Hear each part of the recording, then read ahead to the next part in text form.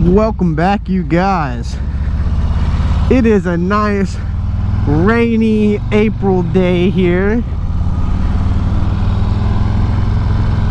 Today I wanted to go ahead and talk about 5 things you'll learn as a new rider.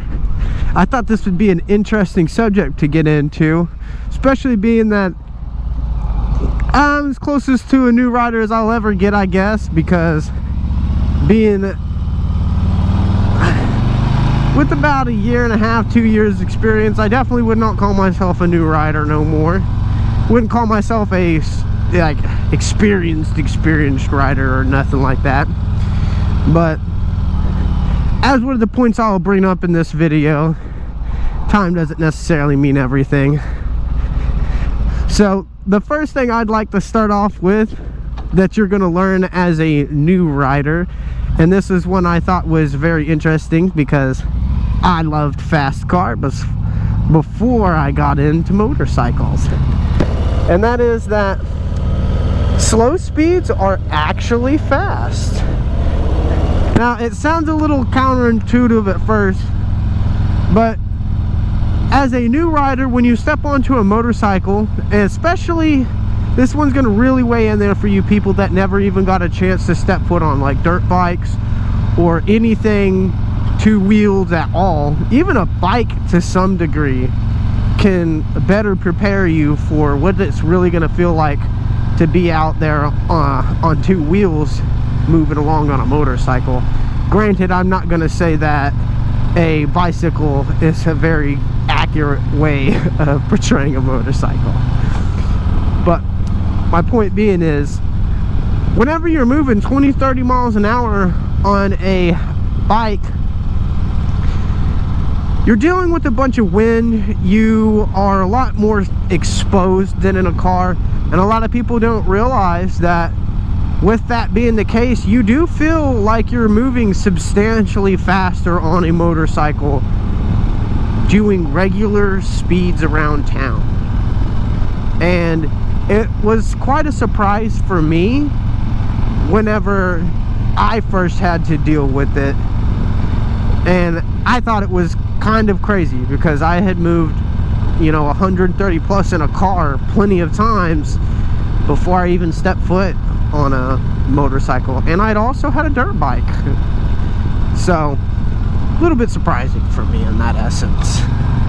The second thing I wanted to touch on, and that's going to be that time does not equal experience when it comes down to riding a motorcycle. Now yes, don't get me wrong, you want to put a lot of seat time down, and a lot of seat time does count for something, but skill level does matter. Just because you've done something wrong for 30 years doesn't mean that it's the correct or the safe way or the best way to get something done. And so a lot of people think that somebody who's been riding for 30-40 plus years is going to know substantially more than somebody who has had less years on the bike. And to some degree, yes, I understand that this is going to be relatively true when it comes down to it, because if you've been on a bike for 40 years, 30 years, 20 years, you're gonna pick up a lot of things along the way, and you're gonna learn how to do things. So yes, experience does matter, but I think actually getting out there and learning how to get some things done also counts for a lot. You'd be surprised, right, at how well a new rider can be if you teach them correctly and they get a good amount of seat time in to practice all the stuff that they're being taught. You could potentially have a person who's maybe on their bike for 2 to 3 years, 4 years, know pretty much everything just as well as somebody who's been on a bike for 35 years if they have the same amount of training.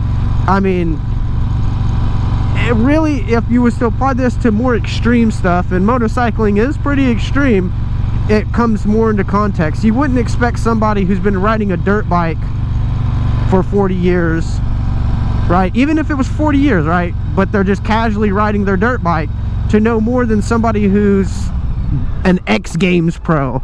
Don't get me wrong, I understand they're probably going to be on that bike for quite a bit of while to even get to that level, but I can promise you that along their 5th year of trying to get to where they're able to do something like that, I'm pretty sure they were trying things that the normal person who just casually rides their dirt bike was going to be trying to do.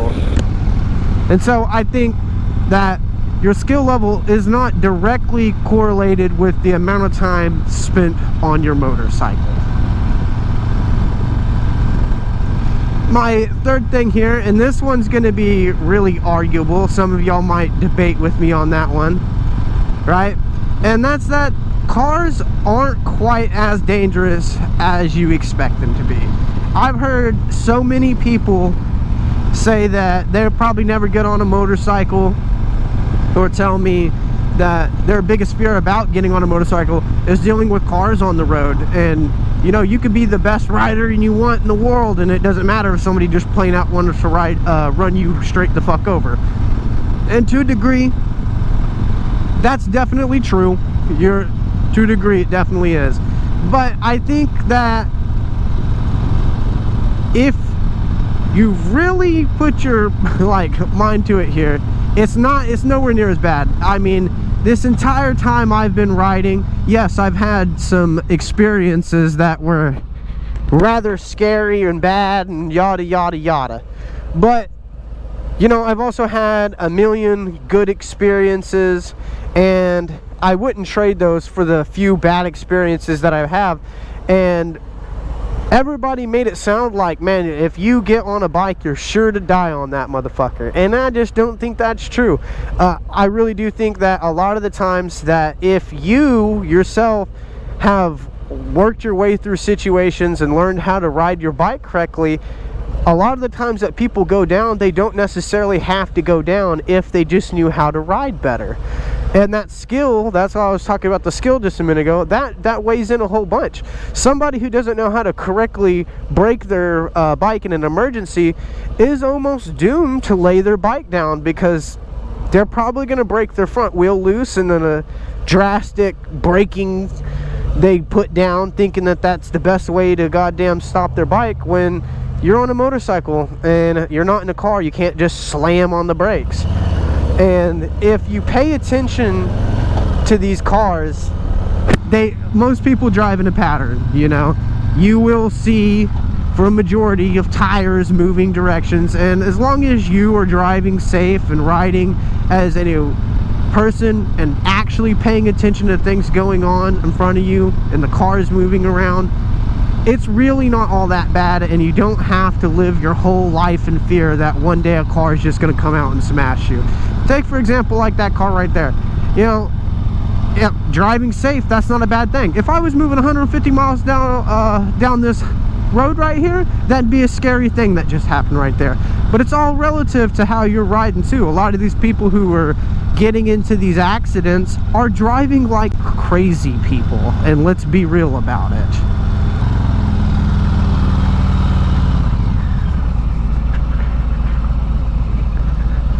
And see, there's a good example too right there. I mean, just pay attention, you know.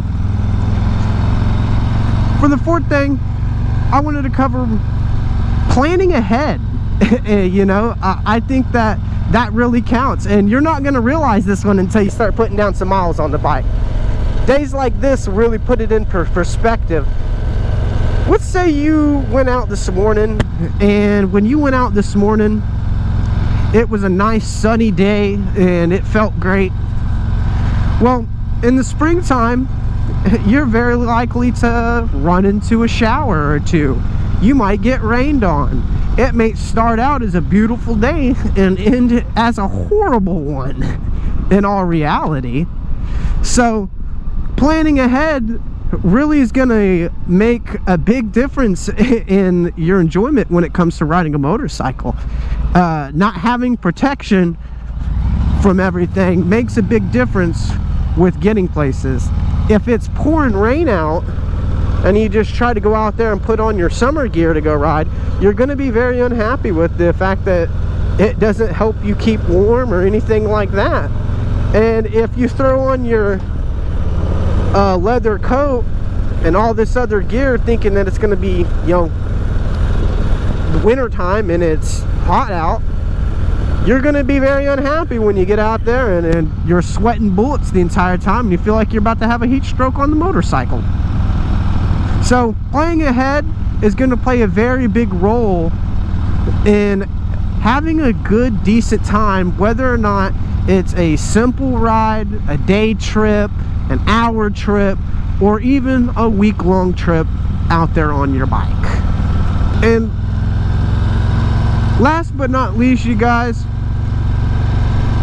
the last thing I definitely want to touch upon is one that is a very important one, and that's riding above your skill level is very easy.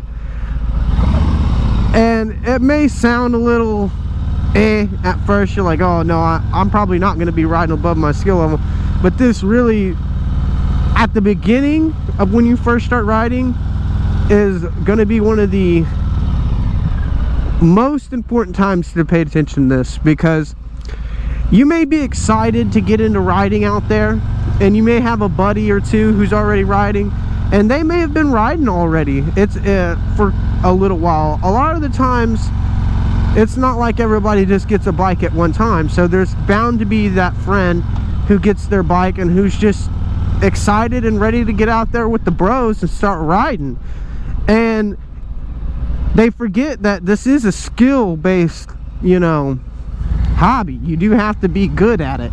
You can't just be subpar and then go riding around thinking that it's just going to be anywhere near as safe as what you were hoping. And you want to be fun and safe. So it's important to note that riding above your little skill level is easy.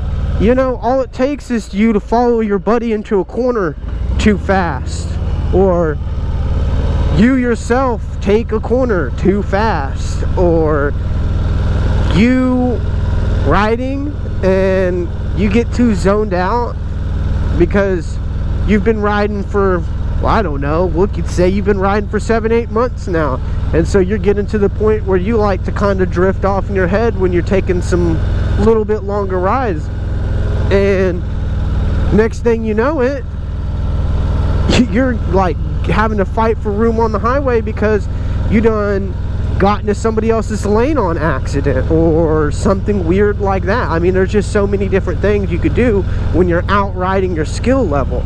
I mean, really, it's probably one of the biggest contributing factors to somebody getting in an accident on a motorcycle. A lot of people get out here in sport bikes. This is an easy way to do it. They get out there on them bikes and they start flying around, man, and it's fun as shit. And it's easy, contrary to the belief, it is easy to point your bike in a straight line and give it all the beans that it has. But after you get to that speed and you're moving that fast, if you do not know how to control it, it becomes a very, very dangerous thing. If you can't stop in time to keep yourself from hitting something, you might as well consider yourself dead, especially if you're moving over 100 miles an hour. I mean, hitting anything at that speed is just going to be horrible. And a lot of people don't take in that consideration. You know, in a car, I can panic brake and just slam on the brakes. You have all this stuff that keeps you from really hurting yourself all that bad. And just the physics of moving around. Ooh, there's a train right there. Buddy might want to move the fuck up.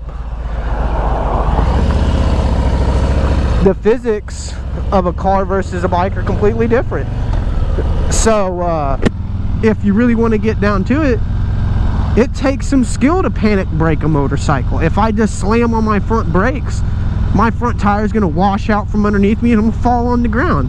Even if I was to slam on the rear brakes, I could have my tail end wash out behind me. So even doing something as simple as stopping, right? I love how I add simple in there. Doing something as simple as stopping can be a very difficult task if you do not know how to properly do it on a motorcycle. So I think that riding above your skill level is definitely one of the most dangerous things you can do on a motorcycle. Well, you guys, if you like this video, thanks for coming back. If you made it this far, why don't y'all go ahead and ring that subscription bell there, and that way not only can you be subscribed, you can also get every video I put out if you're liking the content, you guys. Thanks for being back on another one.